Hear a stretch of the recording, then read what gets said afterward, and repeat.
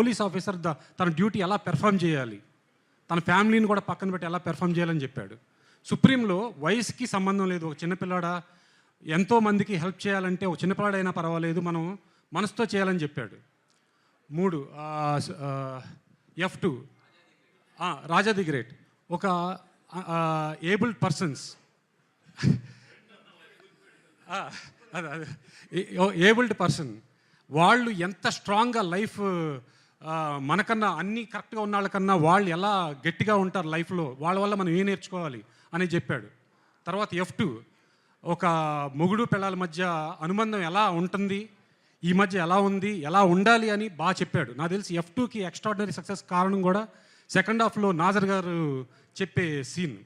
అంటే అందరూ comedy comedy comedy అని చూస్తారు, కానీ బయటికి వెళ్ళేటప్పుడు ఈ ఎమోషన్స్ కూడా లోపల వాళ్ళ మైండ్లో ఉంటాయి. తర్వాత సర్లేరు నీకెవరు, ఒక ఆర్మీ మ్యాన్ దేశం కోసం ఎంత కష్టపడుతున్నాడు, ఏంటి వాళ్ళు చేస్తున్న ఇదేంటి అనేది మొత్తం చెప్పాడు.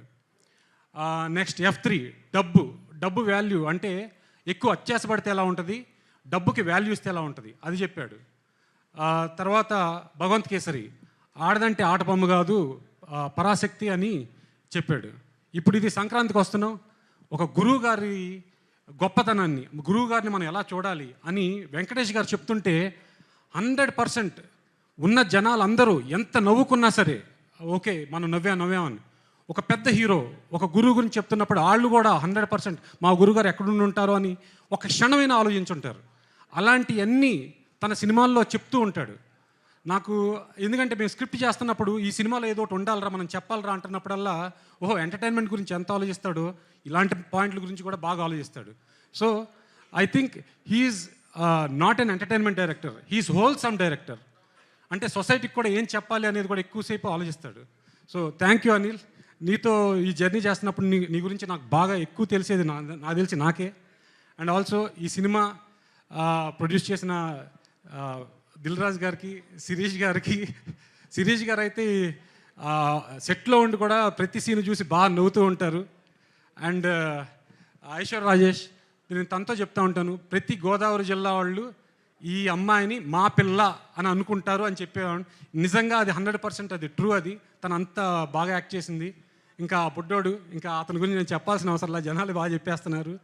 అండ్ ఫైనలీ మా వెంకటేష్ గారు, ఆయనతో అనిల్ అలా 3 సినిమాలు చేశాడు, 3 సినిమాలు నేను కూడా అలాగే ట్రావెల్ చేశాను. ఆయన ఎనర్జీ కానీ ఏదైనా సరే, ఒక సినిమా అద్భుతంగా ఆడింది అంటే 100% హీరో మనకి వెనకమాల నుండి పుష్ చేయటం ఎంత గొప్పగా చేశారంటే ఈ సినిమాకి తన ఎనర్జీని అంతా ఇచ్చి ఈ సినిమాని అద్భుతంగా తీసుకొచ్చారు. Thank you sir. And finally నా పక్కన టెక్నీషియన్స్కి, రైటర్స్కి అందరికీ very very thank you who work very hard for this movie. And thanks again finally to the audience to give us